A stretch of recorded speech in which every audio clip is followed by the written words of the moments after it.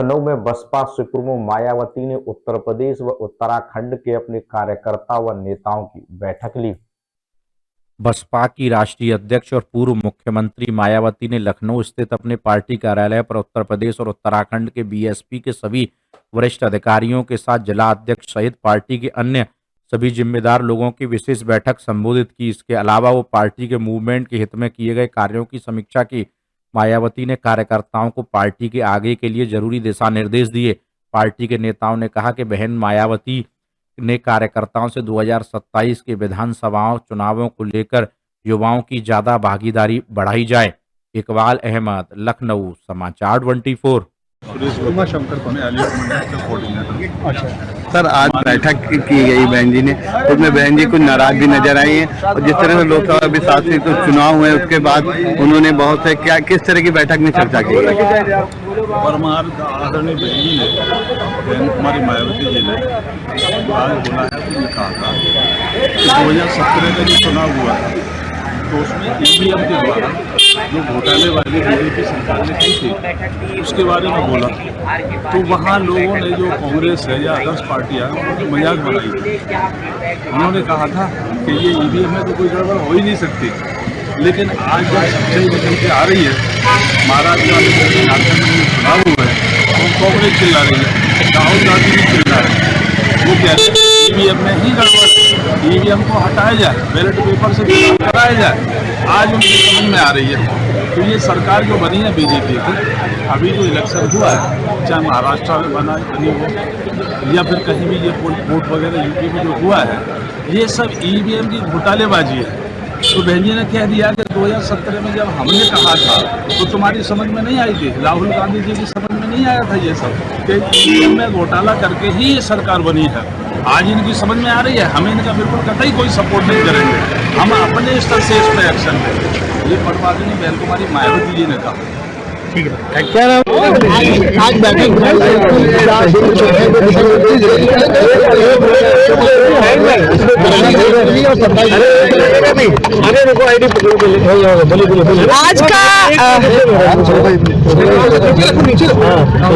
आज की जो प्रदेश लेवल की कार्यकर्ता बैठक यहाँ पर बुलाई गई, सब पदाधिकारी लेवल के भी लोग यहाँ पर मौजूद थे, जिला अध्यक्ष मौजूद थे, वामसेट के भी लोग मौजूद थे।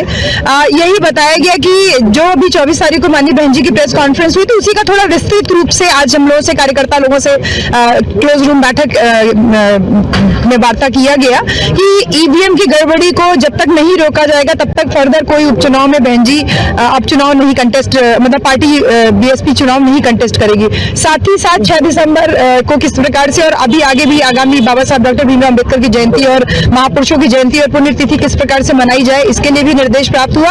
और पार्टी और मिशन मूवमेंट को किस प्रकार से और गति दी जाए, किस प्रकार से और तेजी से कार्य किया जाए, किस प्रकार से इस बहुजन मिशन मूवमेंट को आगे बढ़ाया जाए और किस प्रकार से नए युवकों को इस मिशन मूवमेंट की जानकारी दी जाए। कार्यकर्ताओं को लोगों के यहाँ रुक करके वो संदेश दीजिए कि हम आपके साथ जुड़े हुए हैं, यहीं से नीचे से उठ करके ये पार्टी यहाँ तक पहुंची है।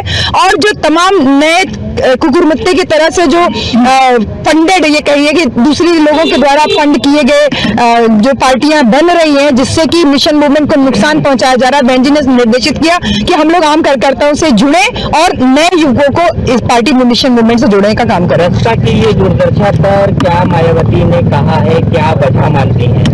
देखिए, बसपा की कोई दुर्दशा नहीं हुई है। बहुजन समाज पार्टी केवल एक पार्टी रही, एक मिशन है और मिशन मूवमेंट की कभी कोई दुर्दशा नहीं हो सकती। बहुजन महापुरुषों का जो इतिहास है उसको लेकर के हम जनमानस तक पहुंच रहे हैं, आम लोगों तक पहुंच रहे हैं, नए युवकों तक पहुंच रहे हैं। और यही वजह है कि चाहे 21 अगस्त का जो बड़ा एक भारत बंद आंदोलन था वो सफल हुआ, बहुजन समाज पार्टी का उसमें आह्वान था, एक बड़ा रोल था। चुनाव में हार जीत लगी रहती है, हम आज हारे हैं तो हम आगे जीतेंगे।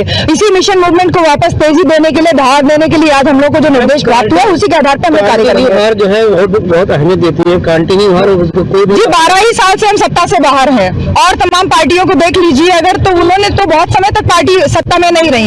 हम केवल 12 साल ही से बाहर है सत्ता में और हमारी पार्टी को बने हुए भी केवल 40 साल ही हुए हैं। तो अगर 12 साल नहीं है शासन सत्ता में तो हम पुनः कम बैक करेंगे, लेकिन पार्टी नहीं खत्म हो जाएगी ना, मिशन मूवमेंट नहीं खत्म हो जाएगा ना, मिशन मूवमेंट तो लगातार चलता रहेगा और वो चल ही रहा है। और 27 के चुनाव के लिए कोई 2027 के लिए बता रहे कि हम लोग को पूरी फ्रीडम दी गई है कि कार्यकर्ताओं के साथ में जुड़े, लोगों के बीच में जाएं।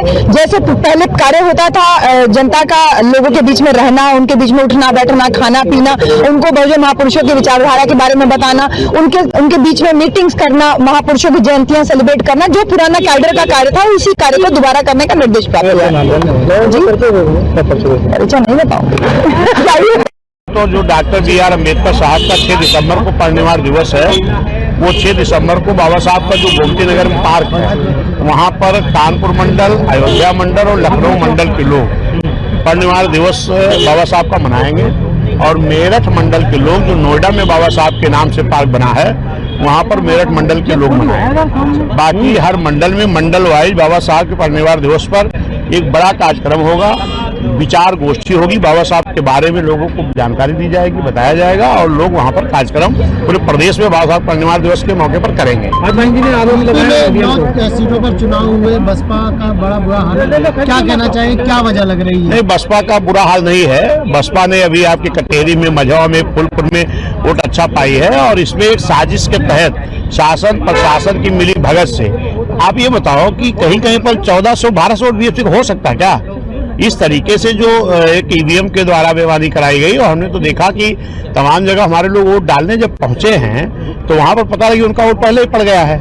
जो पर्चियां बांटी गई थी तमाम जगह पे भी स्थिति आई कि जो पर्ची, जो लोग गांव में थे उनका तो पर्ची दिया गया, बाकी पर्चियां बीएलओ के माध्यम से रखी गई थी और शासन प्रशासन की मिली भगत से वहां पर जाकर के लोगों ने जबरदस्ती वोट डाला है हर बूथों पर। ये भारतीय जनता पार्टी की जीत नहीं है, ये उनकी गुंडई की, उनकी बेईमानी की और ईवीएम की बेईमानी की जीत। क्या बताया गया? थोड़ा सा हमको बहन जी की तरफ बताया गया है 6 दिसंबर को परिनिर्वाण दिवस मनाया जाएगा बाबा साहब का। ये नहीं बताया 27 की तैयारी के लिए अभी जो कार्यक्रम ये होगा, बाकी 27 तैयारी तो ये अभी बाबा साहब परिनिर्वाण दिवस मनाया जाएगा, फिर 15 जनवरी को माननीय बहन जी का जन्मदिन जन कल्याणकारी दिवस के रूप में मनाया जाएगा और उसके बाद बहन जी के जन्मदिन के बाद में 27 तैयारी के लिए हम लोग बूथ सेक्टर कमेटी बना करके मजबूती से तैयारी करना शुरू करेंगे। सवाल उठ रहे हैं, चाहे समाजवादी पार्टी उठा रही हो, कांग्रेस उठा रही हो, वही मायावती ने भी इस पर सवाल उठाया है, क्या कहना चाहिए? देखिए, आज ये लोग जो उठा रहे हैं, जब 2017 के चुनाव में माननीय बहन जी ने कोर्ट में भी इसके लिए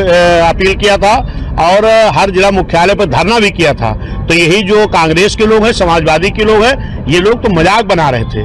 आज जब उनके ऊपर आई तब वो खड़े हैं। बहन जी तो 17 में इसका ईवीएम का विरोध की थी, लेकिन उस कोई दल बहुजन समाज पार्टी के साथ नहीं खड़ा हुआ। संभल को लेकर भी कुछ बोला बहन जी ने? नहीं, संभल को लेकर के बहन जी ने नहीं बोला है। बहन जी ने जो प्रेस कॉन्फ्रेंस किया, आप लोग प्रेस नोट पहुंच गई होगी, वो आपको जानकारी होगी बहन जी ने क्या बोला है। बहन जी ने यही कहा है कि शासन प्रशासन की नाकामी है जो इस तरीके के दंगे होते हैं। माननीय बहन जी की सरकार में पूरे उत्तर प्रदेश में कहीं भी एक भी दंगा नहीं हुआ था, लेकिन ये समाजवादी की सरकार में, आज भारतीय जनता पार्टी की सरकार में, चाहे बहराइच का दंगा रहा हो, चाहे इस तरीके से यहाँ जो हो रहा है आपके संभल में, ये समाजवादी भारतीय जनता पार्टी के दोनों लोग मिले हैं, मिल करके इस देश में, प्रदेश में भाईचारा बिगाड़ना चाहते हैं।